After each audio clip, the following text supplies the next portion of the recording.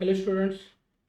तो हम linear differential equation with constant coefficient topic में shortcut method to find particular integral देख रहे हैं। इसमें रूल नंबर 2 के रिलेटेड एग्जांपल सॉल्व कर रहे हैं। और ये जो रूल नंबर 2 है ट्रिगोनोमेट्रिक साइन और ट्रिगोनोमेट्रिक कॉस फंक्शन के लिए है। तो आप यहाँ एग्जाम्पल आपके सामने है, देख सकते हैं। Solve D raise to 5 minus D raise to 4 plus 2d cube minus 2d square plus d minus 1 of Y equal to cos X, ये एग्जाम्पल है। तो ये सॉल्व करने के लिए जनरल हम क्या करने वाले हैं, यही आइडिया यूज करने वाले हैं। तो हमें पहले ये जो गिवन डिफरेंशियल इक्वेशन है वो given differential equation as it is यहाँ लिखना पड़ेगा। तो यह आपके सामने गिवन डिफरेंशियल इक्वेशन जो है यह आपके सामने है। फिर ये जो पार्ट आपको दिख रहा है इसे ही हम फंक्शन ऑफ डी कहते हैं। जब ये जीरो के साथ इक्वेट करेंगे तो ये इसी तरह आपका क्या होने वाला है, एक्सिलरी इक्वेशन होने वाला है। तो देखते हैं किस तरह एकदम सिंपल तरीके से ये जो एक्सिलरी इक्वेशन है इस एक्सिलरी इक्वेशन के हमें रूट फाइंड आउट करने हैं। तो आप यहाँ देख सकते हैं ये जो डी रेज टू 5 आपको यहाँ दिख रहा है वो डी रेज टू 5 हम यहाँ कैसे लिख सकते हैं, डी रेज टू 4 इंटू कैसे लिख सकते हैं, डी रेज टू 4 इंटू यहाँ क्या कर रह सकते हैं, डी लिख सकते हैं। तो यहाँ इसी तरह हम ये लिखने वाले हैं। फिर यह जो डी क्यूब है, डी क्यूब को हम कैसे लिख सकते हैं, डी स्क्वेयर इंटू डी लिख सकते हैं। और इसी तरह ये जो है मैंने क्या किया है, डी रेज टू 5 का सिर्फ इसी तरह लिखा है और डी क्यूब जो है इसी तरह डी स्क्वेयर इंटू डी लिखा है। अब ये जो दोनों टर्म हम इसमें से कॉमन क्या आता है ये देख सकते हैं, इसमें भी क्या कॉमन आता है ये भी देख सकते हैं, और इसमें क्या कॉमन आता है ये भी हम यहाँ देखने वाले हैं। तो यहाँ क्या होने वाला है, ये जो डी रेज टू 4 यहाँ का और यहाँ का कॉमन आने के बाद क्या होने वाला है, यहाँ 1 ही रहेगा। और ये जो पहला D raise to 4 into D में क्या रहने वाला है, डी रहने वाला है। तो ये क्या होने वाला है यहाँ, इसी तरह आप क्या कर सकते हैं, ये पार्ट कर सकते हैं। फिर ये जो जैसे डी माइनस 1 टर्म रहती है उसी तरह ये जो 2d स्क्वेयर यहाँ और यहाँ भी 2d स्क्वेयर जब हम कॉमन लेंगे तो रिमेनिंग पार्ट जो है इसमें क्या रहने वाला है, आप ये यहाँ देख सकते हैं रिमेनिंग पार्ट जो है वो डी माइनस 1 रहने वाला है। फिर यह डी माइनस 1 में कॉमन कोई भी नहीं है, इसका मतलब 1 ही कॉमन है ऐसा हम कह सकते हैं। तो ये क्या हो जाएगा, 1 इंटू डी माइनस 1 हो जाएगा। फिर ये किस तरह सिंप्लीफिकेशन होने वाला है आप यहाँ देख सकते हैं। फिर ये जो डी माइनस 1 जो टर्म है ये डी माइनस 1 की टर्म कहाँ कहाँ आपको दिख रही है, तो यहाँ भी दिख रही है, इस टर्म में भी दिख रही है और यहाँ भी दिख रही है। तो हम क्या कर सकते हैं, डी माइनस 1 कॉमन जब लेंगे तो कॉमन लेने के बाद आपको क्या देखने को मिल रहा है, ये डी माइनस 1 कॉमन लेने के बाद D raise to 4 plus 2d square plus 1 और नेक्स्ट जो है डी माइनस 1 हो जाएगा। फिर जब हम ये सिंप्लीफाई करेंगे तो ये किस तरह सिंप्लीफाई कर सकते हैं, ये आप देख सकते हैं डी रेज टू 4 है, लेकिन डी रेज टू 4 हम कैसे लिख सकते हैं, डी स्क्वेयर के ब्रैकेट का स्क्वेयर ऐसा लिख सकते हैं। तो यहाँ थोड़ा सा आपके सामने वो हम क्या कर रहे हैं, डी रेज टू 4 है वही डी रेज टू 4 कैसे लिखने वाले हैं, डी स्क्वेयर का स्क्वेयर ऐसे लिखने वाले हैं। अब ये थोड़ी देर तक डी स्क्वेयर को हम ए मानेंगे तो यहाँ ए स्क्वेयर प्लस 2a प्लस 1 ऐसा दिख रहा है और वही क्या होने वाला है, a प्लस 1 ब्रैकेट का स्क्वेयर हो जाएगा। तो इसी तरह इसका जो फैक्टर होने वाले हैं ये फैक्टर किस तरह होने वाले हैं आपको यहाँ देखना है। यही क्या हो जाएगा, डी स्क्वेयर प्लस 1 और उसके ब्रैकेट का क्या होने वाला है, स्क्वेयर होने वाला है। यही पार्ट जो है वो, और वही पार्ट हम यहाँ आपके सामने दे रहे हैं, D square plus 1 bracket square into D minus 1। इसी तरह आपको ये फैक्टर्स होने वाले हैं। तो देखते हैं किस तरह इसका स्प्लिटिंग होना है। तो ये आप देख सकते हैं कि डी स्क्वेयर प्लस 1 उसके ब्रैकेट का स्क्वेयर है, वही हम कैसे लिख सकते हैं, D square plus 1 D square plus 1 लिख सकते हैं। फिर आप यहाँ देख सकते हैं ये जो 1 है वही हम 1 स्क्वेयर लिख सकते हैं, ये भी 1 स्क्वेयर लिख सकते हैं। तो इसके रिलेटेड जो मैं आइडिया आपको दे रहा हूँ वो भी आपको यहाँ देखना है। तो ये आइडिया जो है आपके सामने देने वाला हूँ, यही आइडिया हमें यूज करके ये डी स्क्वायर प्लस 1 के फैक्टर्स निकालने हैं। यहाँ 1 की जगह ए स्क्वायर है, मीन्स 1 स्क्वायर हो जाएगा। तो ये आइडिया यूज करने के बाद किस तरह हम फैक्टर्स फाइंड आउट करने वाले हैं ये भी आप यहाँ देख सकते हैं। तो ये रीजन है, तो इसलिए हमें क्या करना पड़ेगा, ये स्क्वायर ब्रैकेट में हम जनरली लेते हैं। तो ये आपका रीजन है। तो ये इसके फैक्टर्स किस तरह हम निकाल रहे हैं ये आपको अच्छी तरह देखना है। ये क्या हो जाएगा, डी प्लस आई इंटू डी माइनस आई, इसके रिलेटेड हो जाएगा। तो यहाँ आपके सामने डी प्लस आई इंटू इसके रिलेटेड ही डी स्क्वायर प्लस 1 के रिलेटेड ही क्या होने वाला है, डी माइनस आई होने वाला है। फिर इसके रिलेटेड क्या हो जाएगा, डी प्लस आई, और दूसरा जो रूट है वो क्या होने वाला है, डी माइनस आई होने वाला है। तो आप यहाँ देख सकते हैं कितने रूट है और किस तरह ये जो रूट है वो रूट हम फाइंड आउट कर सकते हैं। तो यहाँ आप देख सकते हैं डी की वैल्यू क्या है, प्लस और माइनस आई है, और दूसरी बार भी क्या है, प्लस और माइनस आई है। तो 2 बार प्लस आई है और 2 बार माइनस आई हो जाएगी, और तीसरी जो वैल्यू हो जाएगी वो क्या होने वाली है, +1 होने वाली है। तो इसके रिलेटेड आप देख सकते हैं 2 बार प्लस आए और 2 बार माइनस आए, और इसके रिलेटेड 1 हो जाएगी। तो ये जो रूट्स है वो रूट्स क्या कह सकते हैं, ये जो रूट्स है या हम क्या कह सकते हैं, ये जो रूट्स है प्लस और माइनस रूट आई जो है, तो ये रूट जो है क्या है, इमेजनरी है, और जो दूसरा है 1 इज रियल रूट है। तो इसके हिसाब से हमें क्या करना पड़ेगा, कॉम्प्लीमेंट्री फंक्शन है वो कॉम्प्लीमेंट्री फंक्शन लेना पड़ेगा। लेकिन आई 2 बार और माइनस आई 2 बार है, तो इसके रिलेटेड ये जो कॉम्प्लीमेंट्री फंक्शन का आइडिया है वो भी आपके सामने दे रहे हैं किस तरह ये जो जनरल आइडिया होती है, इमेजिनरी रूट रिपीट होते हैं। तो आपके सामने ये भी आइडिया यहाँ दे रहे हैं। तो ये आइडिया आपको यहाँ देखना है, ये सिर्फ इमेजिनरी रूट के लिए दिया है मैंने। प्लस क्या हो जाएगा, ये जो 1 रियल रूट है तो इसके रिलेटेड भी आपको क्या करना है, ये जो हमारा सॉल्यूशन का पार्ट होता है, सॉल्यूशन का पार्ट कैसे होगा, ये जो C1 ये रेस टू M1 जैसा होगा। लेकिन C1 to C4 ऑलरेडी मैंने यूज किया है, तो यहाँ मैं क्या करने वाला हूँ, C5 यूज करने वाला हूँ यहाँ कांस्टेंट।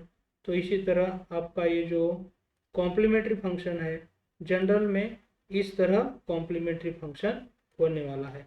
तो ये जो कांस्टेंट है किस तरह कांस्टेंट भी है ये भी आपको अच्छी तरह देखना है। C1x प्लस C2 या C1 प्लस C2x ऐसा भी लिख सकते हैं, और यहाँ जो है वो हम C3x प्लस C4 या C3 प्लस C4x ऐसा भी लिख सकते हैं। इसमें कोई आपके मन में डाउट नहीं होना चाहिए। तो ये कॉम्प्लीमेंट्री फंक्शन का पार्ट है, तो आपके सामने है। तो यहाँ जो यूज करने वाले हैं हम किस तरह, यहाँ रियल पार्ट तो एब्सेंट ही है इसलिए एक्सपोनेंशियल टर्म नहीं है, लेकिन यहाँ i का जो कोएफिशिएंट है वो 1 है, तो यहाँ b की जो वैल्यू है वो क्या हो जाएगी, 1 हो जाएगी।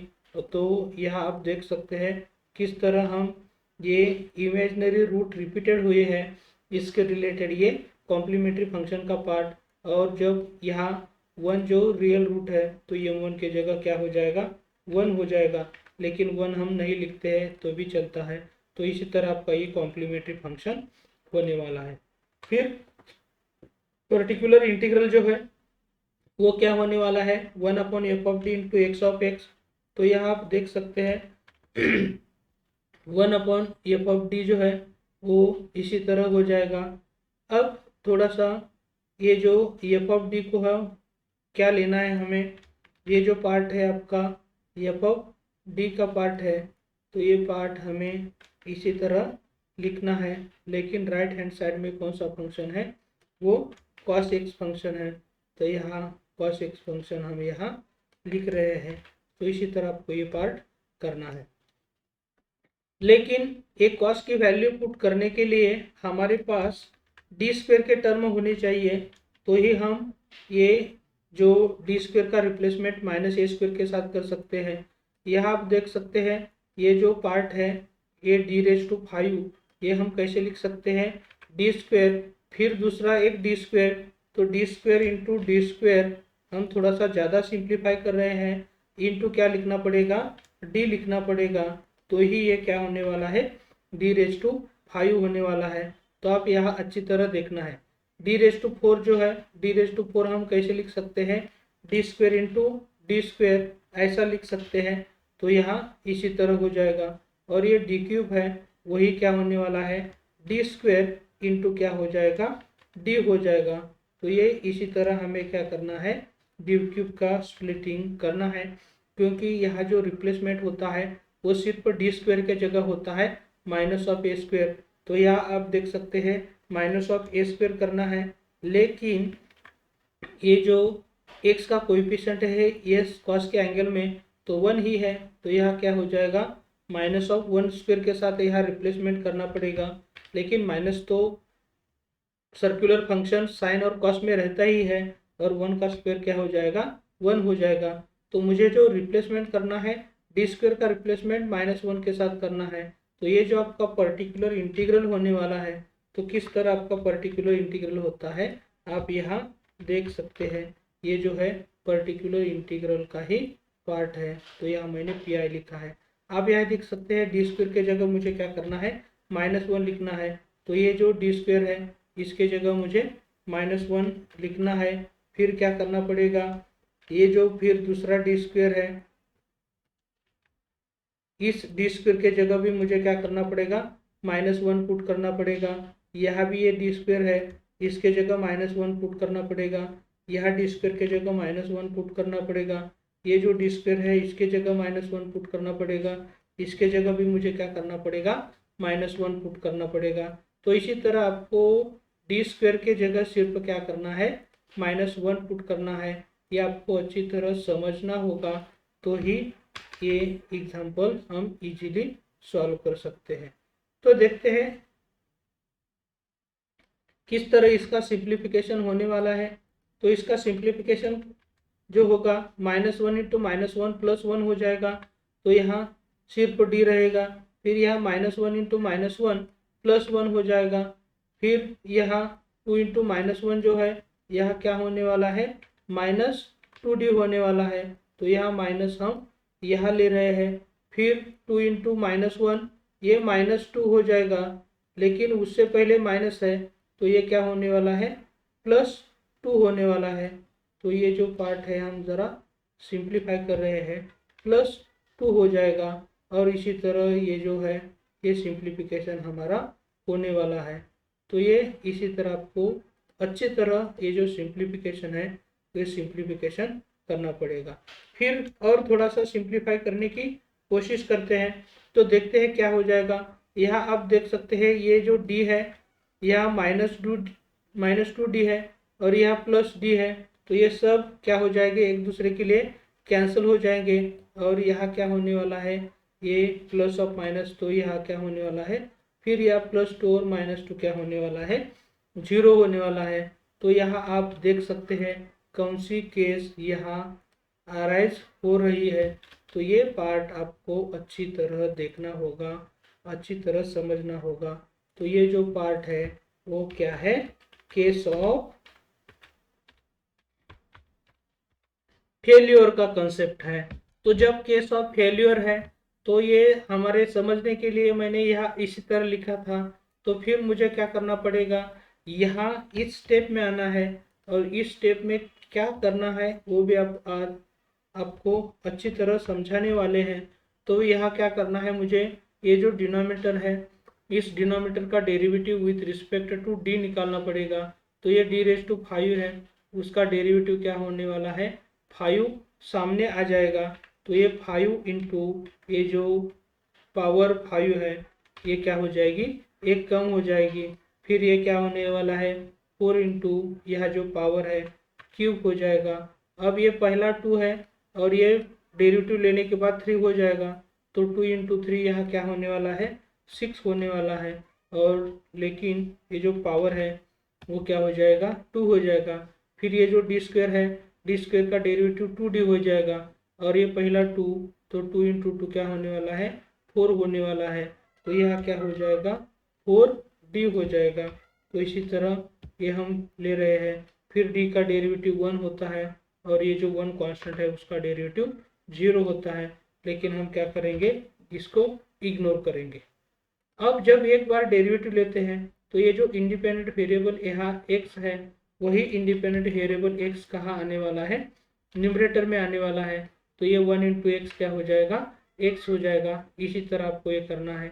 फिर इसके बाद डेरिवेटिव लिया, न्यूमरेटर में x लिया, फिर उसके बाद यहाँ क्या करना है, हमें डी स्क्वायर का रिप्लेसमेंट माइनस ए स्क्वायर के साथ करना है। इसका मतलब डी स्क्वायर का -1 के साथ करना है। तो यहाँ देखते हैं किस तरह ये जो पार्ट है ये पार्ट होता है।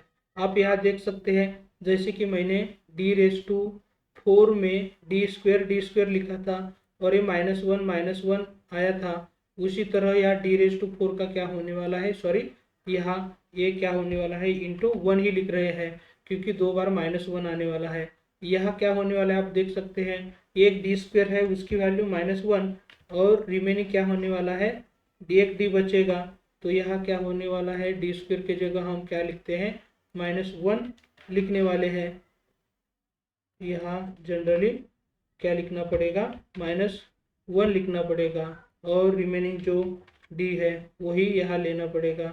फिर क्या हो जाएगा, यहाँ भी डी स्क्वायर की जगह -1 हो जाएगा, और ये इसी तरह हमारा सिंप्लीफिकेशन हो रहा है। फिर हमें क्या करना पड़ेगा, ये जो टर्म्स है ये टर्म्स सिंप्लीफाई करने पड़ेंगे। तो ये किस तरह सिंप्लीफाई हो रहा है ये आपको अच्छी तरह देखना है। अब यहाँ 5 इंटू 1 जो है वो क्या होने वाला है, 5 हो जाएगा। फिर ये -4 इंटू -1 जो है, यहाँ आप देख सकते हैं ये क्या हो जाएगा, +4 हो जाएगा। ये 6 इंटू -1 है, वो हो जाएगा -6। अब यहाँ 4d, और इसी तरह जब हम ये सिंप्लीफाई करेंगे तो सिंप्लीफाई करने के बाद आप फिर देख सकते हैं ये क्या होने वाला है, +4d, और ये जो -4d है दोनों कैंसिल हो जाएंगे। फिर ये 5 + 1 6 - 6 ये क्या होने वाला है, 0 होने वाला है। और फिर यहाँ कौन सी केस अराइज हो रही है, केस ऑफ फेलियर हो रही है। तो फिर हमें क्या करना पड़ेगा, इस स्टेप पे ही आना पड़ेगा, और इस स्टेप में क्या करना पड़ेगा, एक बार न्यूमरेटर में x पहला ही x है तो डेरिवेटिव लेना ही है हमें। तो डेरिवेटिव लेने के बाद फिर और x लेना पड़ेगा। तो हम पहले ही x² ले रहे हैं। यहाँ d⁴ का डेरिवेटिव 4 इंटू d³ हो जाएगा, लेकिन 4 जब यहाँ 5 के साथ अप्रोच होगा तो 4 इंटू 5 क्या होने वाला है, 20 होने वाला है। लेकिन ये जो पावर जो है वो क्या होने वाली है, 3 होने वाली है। फिर d³ का डेरिवेटिव है 3d² हो जाएगा, लेकिन ये 3 इंटू 4 क्या होने वाला है, 12 होने वाला है। तो यहाँ पावर 2 हो जाएगी। फिर यहाँ d² का डेरिवेटिव 2d हो जाएगा। तो यहाँ हमें क्या करना है, d की ही टर्म रहेगी, लेकिन ये 6 इंटू 2 क्या हो जाएगा, 12 हो जाएगा। और ये -4 इंटू डी का डेरिवेटिव 1, और ये 1 का डेरिवेटिव 0 होता है, तो इसे हम इग्नोर कर रहे हैं। तो इसी तरह ये जो पार्ट है हमें एक x न्यूमरेटर में, फिर डिनोमिनेटर का डेरिवेटिव, लेकिन डेरिवेटिव लेने के बाद फिर हमें क्या करना है, ये जो replacement of d² bye -a² करना पड़ेगा। और इसके साथ जब करेंगे तो यहाँ आप देख सकते हैं ये किस तरह आपके सामने जो पार्ट है, यहाँ फिर ये जो d² के जगह मुझे -1 लिखना है, लेकिन ये d² के जगह -1 लिखेंगे हम, लेकिन जो रिमेनिंग पार्ट है वो d रहता है। तो यहाँ हमें कैसे लिखना पड़ेगा, -20 इंटू -1 इंटू क्या लिखना पड़ेगा, d लिखना पड़ेगा। फिर हम क्या कर सकते हैं, यहाँ आप देख सकते हैं इस d² के जगह -1 पुट करना पड़ेगा। और इसी तरह ये जो सिंप्लीफिकेशन है यही सिंप्लीफिकेशन हमें करना पड़ेगा। फिर और थोड़ा सा सिंप्लीफिकेशन बाकी है, तो ये किस तरह सिंप्लीफिकेशन हो जाएगा आप यहाँ देख सकते हैं। अब इसके सिंप्लीफिकेशन में ये क्या होने वाला है, -20d होने वाला है। तो -20d, फिर ये जो -12 इंटू -1 जो है वो +12 हो रहा है। ये फिर ज़्यादा सिंप्लीफाई नहीं होगा, क्योंकि और सिंप्लीफाई करने के लिए हम नेक्स्ट स्टेप देखते हैं। तो यहाँ आप देख सकते हैं ये जो -20d है +12d है, तो इसके लिए क्या हो जाएगा, -8d हो जाएगा। तो यहाँ d के रिलेटेड टर्म -8 हो गए हैं, और ये +12 -4 जो है ये क्या हो जाएगा, +8 हो जाएगा। फिर आप यहाँ देख सकते हैं किस तरह टर्म ये जो है ये टर्म आए हैं।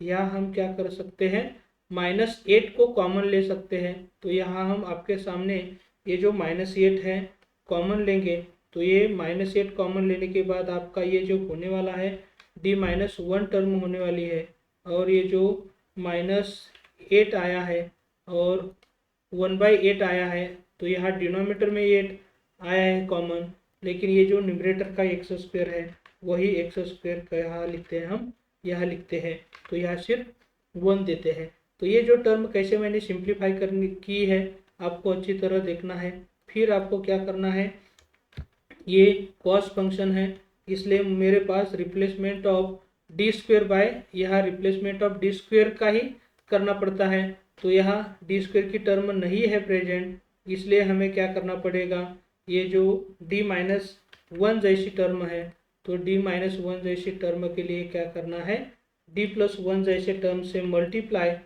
और d+1 जैसे टर्म से डिवाइड करना है। तो यहाँ हम क्या कर रहे हैं, d+1 जैसे टर्म से मल्टीप्लाई कर रहे हैं और d+1 जैसे टर्म से डिवाइड कर रहे हैं। तो यहाँ आप देख सकते हैं किस तरह इसके जो चेंजेस हैं वो चेंजेस होने वाले हैं। यहाँ डिनोमिनेटर में d-1 इंटू d+1 ये क्या लिख सकते हैं, d² - 1 लिख सकते हैं। तो यहाँ आपके सामने जो d² - 1 है वो यहाँ चेंजेस कर रहे हैं हम, तो ये d² - 1 हो जाएगा। फिर यहाँ डिनोमिनेटर में d² - 1 आई है, तो फिर हमें जो काम करना है d² का रिप्लेसमेंट यहाँ कौन से पार्ट से करना है, -1 से करना है। तो यही पर्टिकुलर इंटीग्रल का पार्ट किस तरह होता है आप यहाँ देख सकते हैं। Particular integral is equal to, यहाँ d² के जगह जब हम -1 लेने वाले हैं तो यह क्या हो जाएगा, -1, सॉरी, तो थोड़ा सा ये d² के जगह मुझे क्या करना पड़ेगा, -1 लेना पड़ेगा। अब इसको ही मुझे सिंप्लीफाई करना है, तो देखते हैं किस तरह ये सिंप्लीफिकेशन हो जाएगा। लेकिन इसमें के सिंप्लीफिकेशन में आपको अच्छी तरह देखना है, ये -1 इंटू -1 क्या होता है, -2 हो जाएगा। लेकिन यही -2 जब हम बाहर की टर्म -1/8 है इसके साथ अप्रोच करेंगे, तो ये माइनस और ये माइनस क्या होने वाला है, प्लस होने वाला है। और ये जो 2 है वो 2 को हम यहाँ लेंगे, तो 8 इंटू 2 क्या हो जाएगा, 16 हो जाएगा। तो यहाँ जो न्यूमरेटर की टर्म है वही न्यूमरेटर की टर्म यहाँ सिर्फ रहने वाली है। तो इसी तरह आपको ये अच्छी तरह करना है, एक मिस्टेक भी आपका सॉल्यूशन गलत रास्ते पे लेके जाने वाली है। अब यहाँ ये जो cos x है वो cos x को मुझे क्या करना है, यहाँ लेना है, लेकिन ये डी ऑपरेटर है, तो यहाँ क्या होने वाला है, डी ऑपरेटर यहाँ cos x पे ऑपरेट होने वाला है, और यहाँ 1 कांस्टेंट है, तो 1 इंटू क्या हो जाएगा, cos x हो जाएगा। तो देखते हैं किस तरह इसका सिंप्लीफिकेशन होने वाला है। लेकिन cos x जो है, cos x का डेरिवेटिव आपको तो मालूम ही है, वो क्या होता है, माइनस ऑफ साइन x होता है। तो ये डेरिवेटिव हम ले रहे हैं, माइनस ऑफ क्या लिखना पड़ेगा मुझे, साइन x लिखना पड़ेगा। तो यहाँ साइन x आपके सामने है, और ये जो पार्ट है इसी तरह हो जाएगा। तो ये जो आपके सामने पार्ट है, इस पार्ट में हम जनरली क्या करने वाले हैं, ये कॉस टर्म पॉजिटिव है इसलिए कॉस टर्म पहले लेते हैं और ये निगेटिव टर्म बाद में लिखते हैं। तो यही आपका होने वाला है पर्टिकुलर इंटीग्रल तो एकदम सिंपल तरीके से हमने आपके सामने ये जो पर्टिकुलर इंटीग्रल का कंसेप्ट है ये दिया है। तो किस तरह पर्टिकुलर इंटीग्रल होने के बाद आपका कंप्लीट सॉल्यूशन होता है, इसके लिए CF+PI लेना पड़ेगा। लेकिन कॉम्प्लीमेंट्री फंक्शन जो है किस तरह आपका आता है यह आप देख सकते हैं। तो ये कॉम्प्लीमेंट्री फंक्शन हम यहाँ ले रहे हैं, प्लस उसमें क्या करना है, ये जो पर्टिकुलर इंटीग्रल है वो पर्टिकुलर इंटीग्रल यहाँ लेना पड़ेगा। तो इसी तरह ये जो है आपका क्या होने वाला है, complete solution of the given differential equation हो रहा है। तो ये एग्जांपल थोड़ा सा लेंदी हो गया है, लेकिन शायद आपको अच्छी तरह समझ में आया होगा किस तरह ये जो आइडिया है केस ऑफ फेल्योर की वो सब कुछ आपको समझ में आया होगा।